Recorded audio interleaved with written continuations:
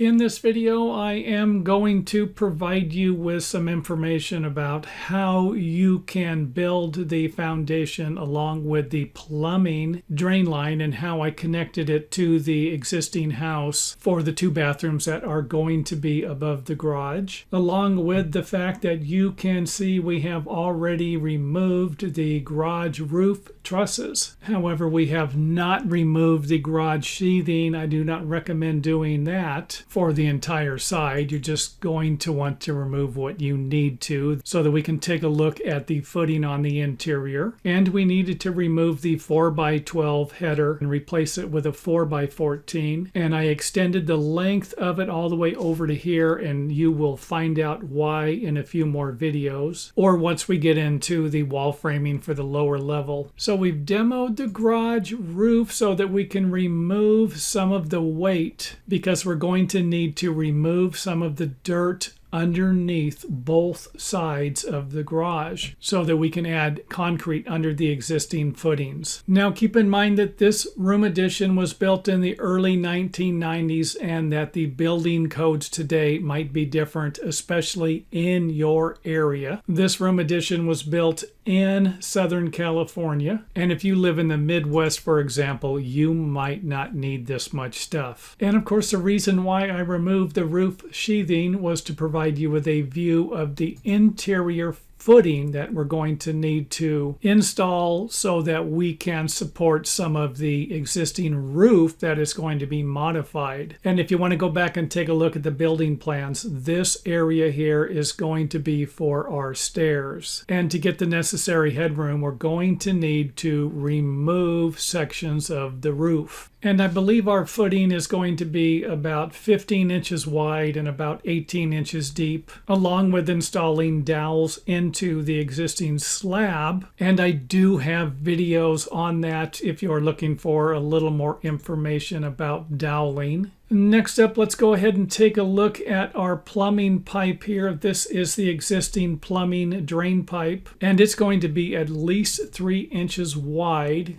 taking you down to the sewer, along with some of the soil that we needed to remove for our concrete footings. And even though it might not look like everything is going to line up here, you will see in a few minutes where it actually does. Now, what I did was centered the stem wall footing over the larger footing that's going to sit on the bottom. And hopefully this is a common construction practice in your area. Next up, we are going to have to remove some soil because we are going to need to add another 6 inches underneath the 2 garage walls that most of the weight from the floor will be sitting on top of. And this is one of those problems that you might have to do something a little different about. The engineer might want you to remove the entire footing in order to make it a little wider. So just another thing to think about while you're planning to do something like this. Next up, let's go ahead and take a look at a section to give you a better idea of what we're actually doing here. You can see where we have removed some of the soil from underneath the original foundation so that we can add some more concrete along with some rebar. Let's go ahead and take a look at a view from the side, and of course take a look at the other side. And basically what I'm trying to add is something that's about 15 inches wide and about 6 inches deep. And keep in mind that you might be able to make it larger, but you won't be able to make it smaller. Next up, let's take a look at the waste plumbing or the drain line plumbing. And you can see here where I have removed the clean out and installed a coupling so that we could make the necessary connections. So here we have a combo fitting, a sweep, and this would be a 3x3x3. Going to a 3-inch sweep coupling here, and this will pick up the master bedroom plumbing and of course our new clean out, and another combo sweep that is going to pick up the other bathroom plumbing, and this will be a sweep, a 90-degree sweep also. And if you notice, we had to chip out some of the footing so that we could install our new pipe. So not too difficult to install the plumbing, and I want to say the reason why it isn't too difficult for this particular project is because I designed it that way. Something like this would have been a little more difficult if the home addition was over the existing house. Next up, let's go ahead and install our forms with our stakes, and a couple of these different views should give you a pretty good idea how we lined everything up so that the stem walls would be centered over the footings.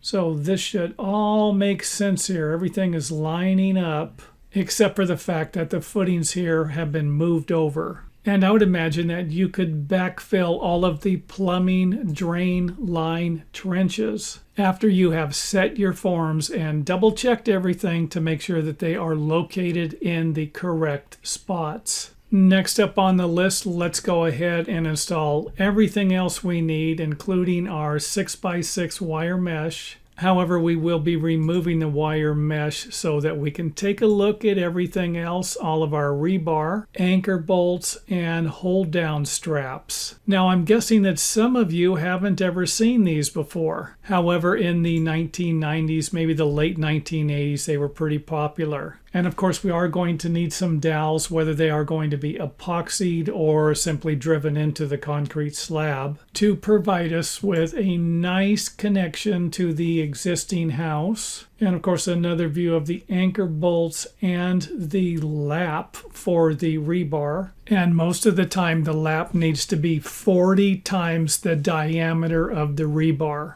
And for half-inch rebar, that would be 20 inches. Now here's something that isn't going to be that common, and who knows if this is something I even did on the original project, to connect both the lower section of the existing slab to the lower section of the new slab. And another thing I would like to point out is that you could always move this strap over 2 feet if you needed a little more room between this structural strap and the pipe here. Next up, let's go ahead and take a look at how we tied the rebar in here, along with a little rebar on the bottom to prevent this little pop-out section from falling off later on. And if you take a look at the plans, you'll see that the front door is around here. And of course, we are going to do the same thing to the rebar over here. We're going to come down at an angle and then over to tie it in. And then we are also going to connect this rebar to the 2 pieces of rebar that are going to be underneath the existing garage wall. And I'm actually going to remove the soil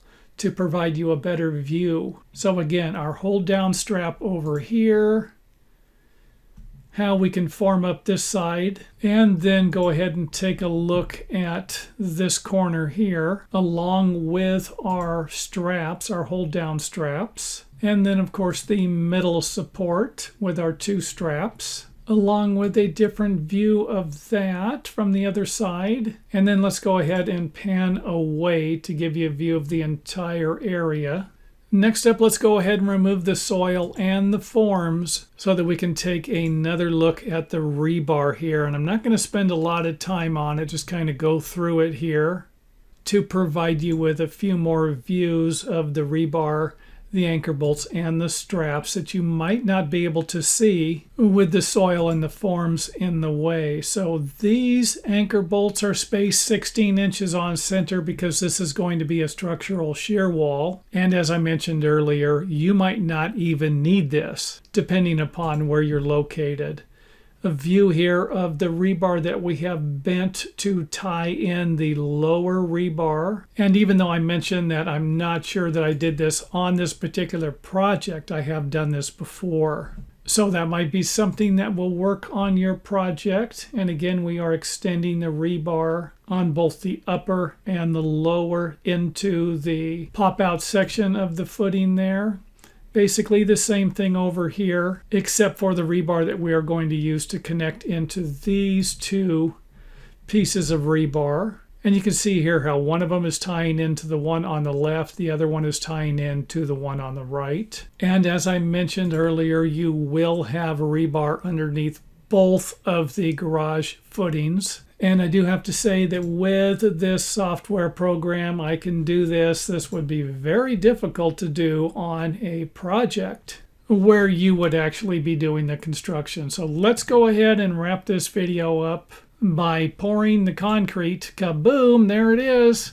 Concrete's poured, everything's dry, except for the fact that we haven't stripped the forms yet. And I like to strip the forms the same day that I pour, if possible, even though I've noticed a lot of people on YouTube don't do that. However, that's up to you whether you want to or not. And of course, you might need to extend this section of the concrete to make the door threshold work. However, you could always leave it back a little bit and install a piece of lumber underneath it. And of course, I don't think that's going to be a big problem because of the location of that door in the concrete footing. For example, if it was on the outside here, I don't think it would work because the threshold could rot eventually. And again, we're just kind of whipping around here, taking a look at everything, along with the concrete that we slid underneath these walls. And for something like this here, you could always form this up. There's no need to fill a large area in. For example, you might need to dig this a little wider so that you can actually get under here to dig your 18 inches. And there's no need to fill this with concrete. You could always just install a 2x6 or something here to prevent the concrete from flowing out while still giving you enough room to fill concrete in underneath the footing. And hopefully most of this made sense. If it didn't, feel free to leave any questions you have in the comment area. And I will post a link here at the end of the video when I have completed the next video in this series.